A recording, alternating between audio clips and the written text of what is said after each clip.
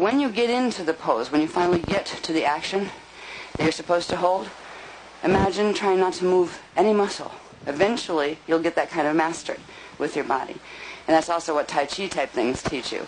Every muscle, everything is conscious movement. These are meant for that. This one is number 8. This, you simply start, again, it's one, you do one leg in the front for 6 breaths, and then you switch the sides again. This one, it's almost like getting in what's called a lunge position, where you've got the front leg, in this case I'm using as my front leg, the right leg, in that position where the knee is coming straight out. You've got the back leg, the rear leg, coming where the knee is almost touching. The foot is actually up like this, and the knee is almost touching the ground. It helps actually if you can hold for 6 breaths here and then switch to the other position. You can also, if this is too uncomfortable, just switch to the other position, which is a little less strenuous, where you actually just tighten your butt muscle on the back leg and pull the bend out of the back knee and just hold and breathe. There's a bit of an arch to the spine on this and a bit of an arch to the leg, but you still got your foot in the same position and up.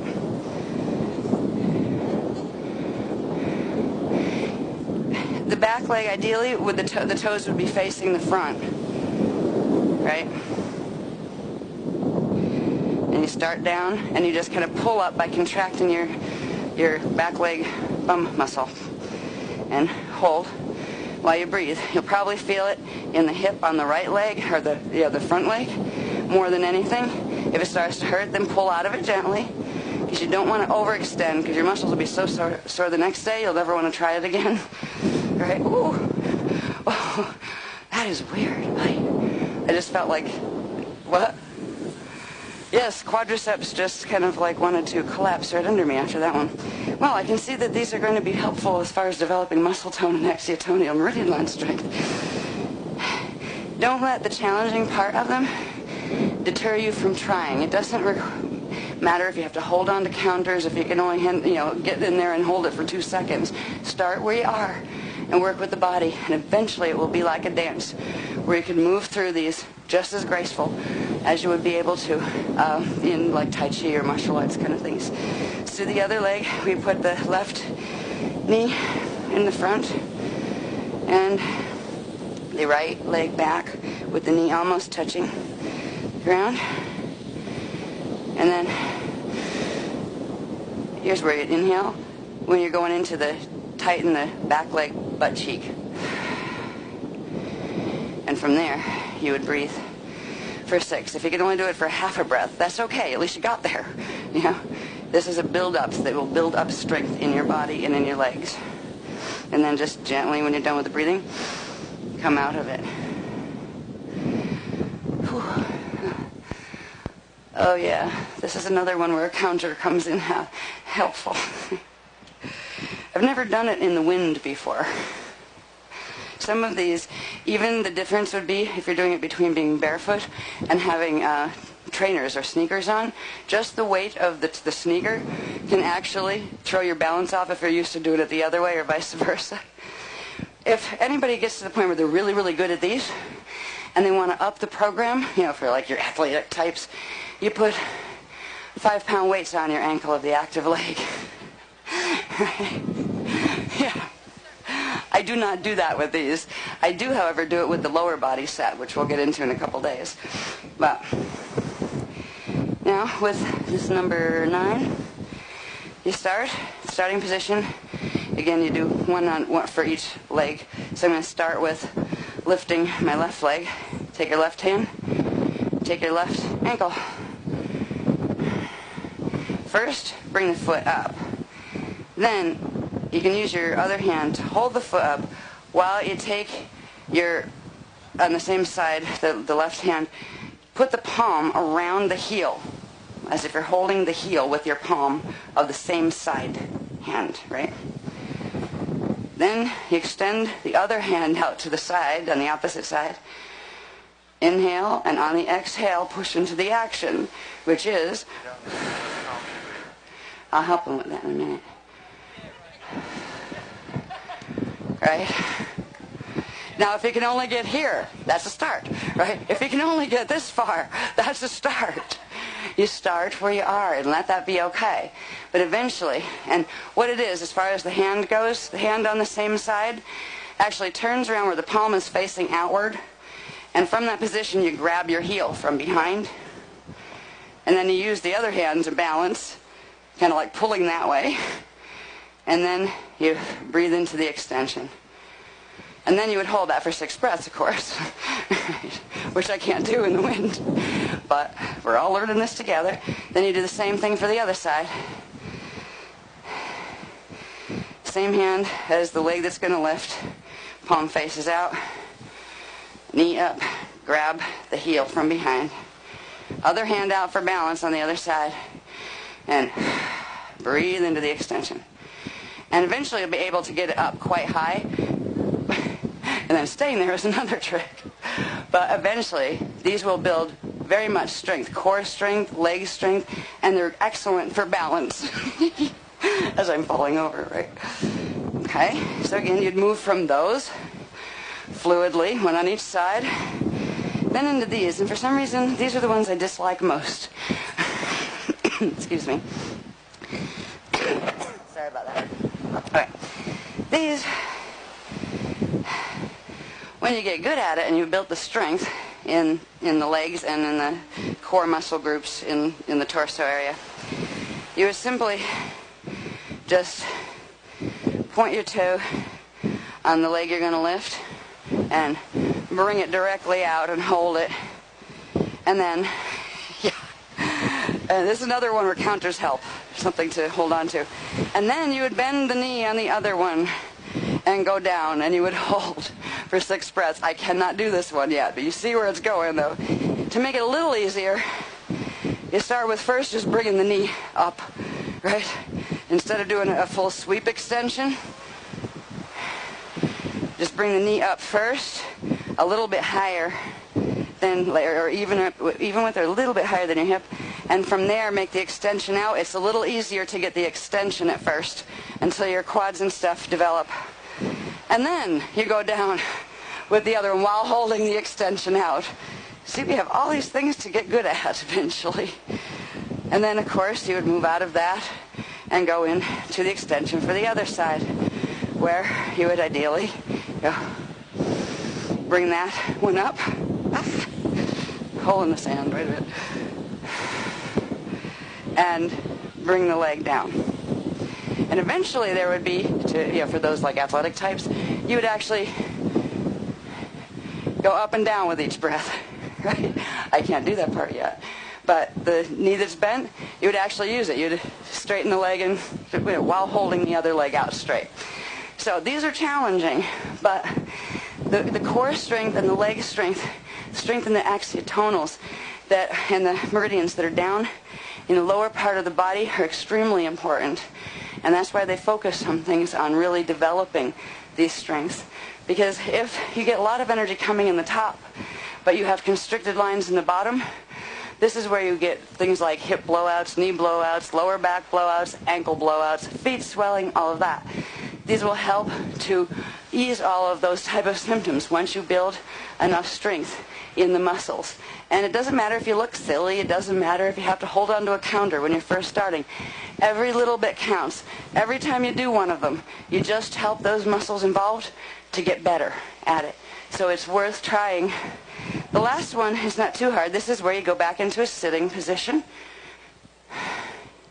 You can plop down if you want, but eventually, remember, they're all kind of smooth as if you're doing a dance. Now, for some people, if you're a bit tight in here in the leg muscles and tendons, don't force this. All right, but eventually you'll be able to actually put your head on the floor, your forehead on the floor, and so you just take your feet like praying feet, right? Put them in front of you. And bring them as far as you comfortably can toward your private parts. All right?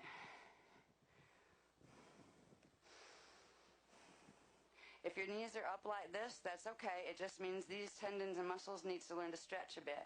So if you're having that problem, just breathe, inhale in a minute, and push energy into those muscles. And while you're doing it, gently push them down a little. Gently push the legs down a little. And eventually you'll develop the strength in here to where you can go just about flat, where as flat as you can get your legs. Right? And once you get in that position, once you're able to get your body in that position, then you inhale and breathe in one breath into the going down position. And this is where you go down as far as you can, and don't force it until your body, builds up the ability to do it. And aim for actually putting your forehead, kind of like nose on your toes, forehead on the ground in front of you. Now I get to about there, and then those tendons and muscles in here start to scream. And you don't push when it gets that far. You actually sit gently at the point of full extension, which means where it starts to hurt, you just back it just a little bit off so it's not hurting, but you feel the pull. And just breathe your 6 breaths into that. And with this one, until your legs get used to the flexibility, then you take the pressure off a bit, come back up, and then go down again into another 6 breaths. Eventually, every time you do this, you'll get down a little bit further, and your knees will get flatter a little bit more. And the idea is slow and gentle, and just realizing every little bit will help the body to some degree to get to the next level. There's another one I really enjoy, but from that position, after you would get the 6, and then up, and 6, done. Then right from there, you take it and move, and almost like sit back on your sit bones a little bit, and take the legs and extend them out and down to the next position. I know, ouch. And put the hands this way. And then gently, you would exhale into this part. So you'd inhale and hold a second. And then exhale down, sliding your hands down your legs, sliding your face toward the floor in front of you, until eventually you can put your forehead on the floor in front of you, and that would be the point from which you breathe 6 breaths, and then come back up and release the tension a bit, and then go down and do another 6 breaths. Now, some people may have problems with even getting legs straight, all right? I think I've seen more men have tight ligaments and things behind their knees. Women tend to be a little bit more flexible, but that's not a general rule. That's just an observation I've seen. So first you might want to work on just getting where you can actually sit at some degree of, spread legs with your knees completely flat. If you're like this, it's the tendons back here need to stretch a bit. And you can do things like just gently push them down just a little and breathe into them. And don't make it hurt, but just where you feel it, stretch a little and let it be until eventually you can get the knees flat. And same with when you're going over. Now, really flexible people will be able to have the legs almost at this angle, right? I am not a gymnast. I will probably never get the legs fully out at this angle. And then literally go down, forward, where not just the forehead can touch, but almost the tops of the shoulders can touch. We don't have to go that far, but if you want to, you can eventually develop the body to do that. Again, these are strength and flexibility training that it is doing in the lower part of the body, and it's allowing for stretching. Every time you make a stretch past where it's the comfortable point, as long as you breathe into it, it actually allows a stretching to happen in the axiotonal and meridian lines as well as the muscle. And so it actually gives it a little bit of ability to stretch the muscle. And they always say that to build muscle, you first have to break down what's there, because that's what actually happens. You don't want to tear it apart where you get injured, but every time you feel the stretch, little bits of the muscle are actually pulling apart and breaking, and that allows for a reformation of ones that are stretched a little bit more. That's why gentle stretch and moving into it and then holding at the point of stretch for a bit progressively extends not just the axiotonal lines and the meridians, but also the muscle fiber itself will begin to grow in relation to the new stretching. What you don't want to do is force something just because, oh, I can do that, and you go like flop right on your face. Yeah, got it, no problem. Next day, you'll be so tight, you'll never want to do the exercise again. You can really hurt yourself that way. So even though these are challenging, I mean, what's it worth doing if there's no challenge, first of all? You know, you just get bored to death because, oh, I can do that. Like, oh, wow, I can do 10 jumping jacks. I'm impressed. You know what I mean? You get so bored with those kind of programs just because there is no challenge. The body and the jari get bored, too.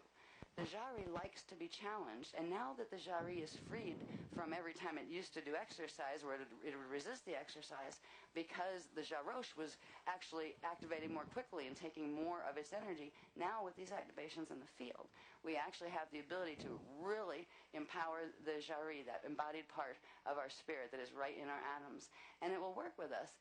So it's like you have a buddy. You know how they say that, oh, exercise classes are better when you have groups of people because it's more fun to do it. You stay motivated if you have friends. Well, you have a friend now with you, even if your body is completely alone, because you and your body are getting reacquainted with each other. Talk to it like you would a friend or sometimes like a child. Come on, buddy, you can do it. You can do one more rep on that, just a little bit more, and then you kind of listen. Okay, yeah, okay. You literally learn to talk with it. You can speak to your body consciousness in English, and it will translate that into the language of direct cognition that it understands. And you will learn to translate the direct cognition part back into English, so you can literally start having conversations with your body consciousness. And the more you work with these type of exercises, the more that you will find it's like a dance between the two of you, between you, your 3D mental body consciousness, and your body consciousness. And you will find that if you work just simply and gently and consistently with some of these exercises, not just these, but the ones that we will learn this week, you don't have to kill yourself with them. You don't have to overwhelm yourself. You don't have to do every one of them 6 days a week like I used to do, except for these. These ones were new. Because then you get really sick of it after about a month, and you don't want to exercise ever again in your entire life if you like burn yourself out in the first couple of weeks. Pace yourself. Every little bit does count. If you're having a rough day and you're really good with your program for, like, I've been on it for a month and it's really good and I haven't missed one of my scheduled days and I just had a really bad day and I'm so exhausted I can't even bear the thought of doing leg weight exercises, for example. Let that be okay. Let your jari have a break. Let yourself have a break.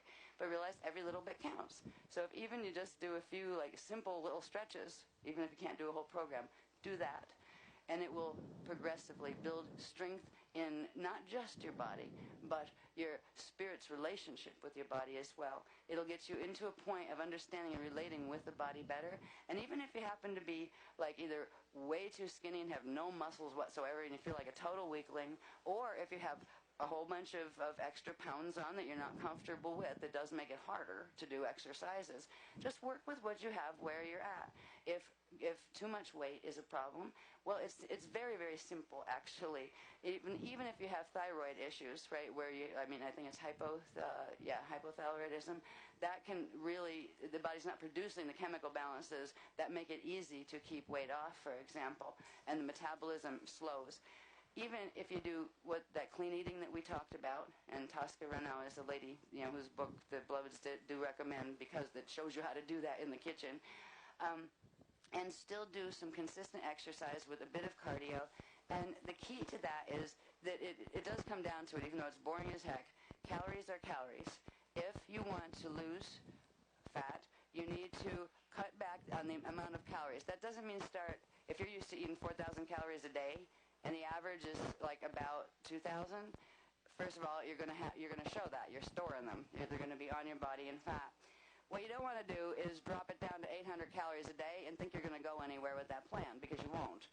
You need to bring it down gently to a normal range. If you're used to 4,000, bring it down to 3,000 for a couple weeks. Then bring it down to 2,000, right? Then gently down to about 1,500 calories a day if you want to start losing the fat that's accumulated. But when you do crazy diets, where the fat diets and stuff, oh great, you can skinny yourself to death, your energy will bottom out, you will not feel well, your chemical balances will go wacky, it's not healthy for you, and guess what? As soon as you start eating normal again, you're going to put the weight back on. So if weight is a problem in that direction, simply cut calories back gently, which means get yourself a calorie chart. Find out how much an apple has. Find out how much 2 slices of bread have.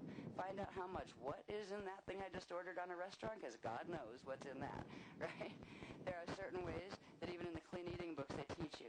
of what to do with when you're eating out, like what to ask for and what not to ask for, because there's hidden fats and all sorts of things in foods, even if they taste good. That doesn't mean they're good for you. It doesn't mean you can't have them.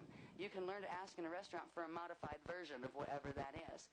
So for some people, if excessive weight has been a problem, it's getting in your way of doing exercises that, to make yourself stronger and to get your cardio up and all that, it is worth looking at, finding a balance point for yourself. There's other people who have the opposite problem, where putting on weight is very, very difficult. Protein sources such as like the protein shakes will help with that, especially the ones that have a bit more calories. But for calories for anybody, calories should go with nutrition. So, for example, if you're used to eating like pasta, white bread, all that kind of stuff, that stuff is really lacking in nutrition, but high in calories, white sugar, etc. Go for the multigrain stuff. Go for the brown pastas and breads and stuff like that. When you're going to bother your body to digest something, at least try to make it something that's worth its effort to digest.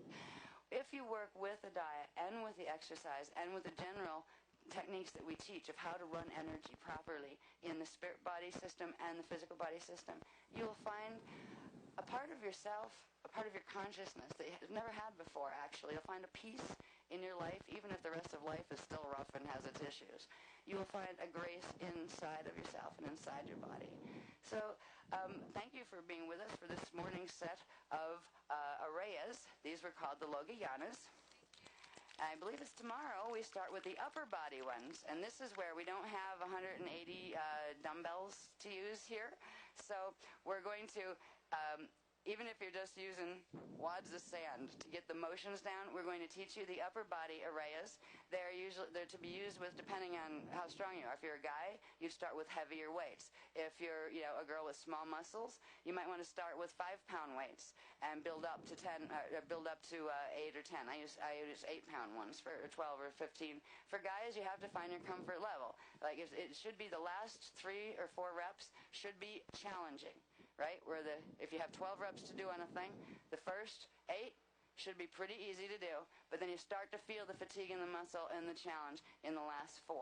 But you don't want to make it over where you can't go like this and you're going to hurt yourself. So we'll talk more about that tomorrow. I think it's tomorrow. I have to look at the schedule. But when we do the upper body arrays, we will be doing, I think there's 12 exercises, but there's like A and B in most of them. So it's actually 24 different sets that completely work with all of the shoulders, the back, the neck, the pecs, all of that, and they're geared for that. So we'll see you later. We're having tonight between 9 and 11. We've got lecture number 2.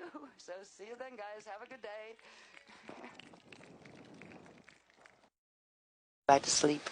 I got to tell you too, before I forget, just in terms of symbolic language and whatnot, when we went back to the room, we were just chilling and not watching CNN or something.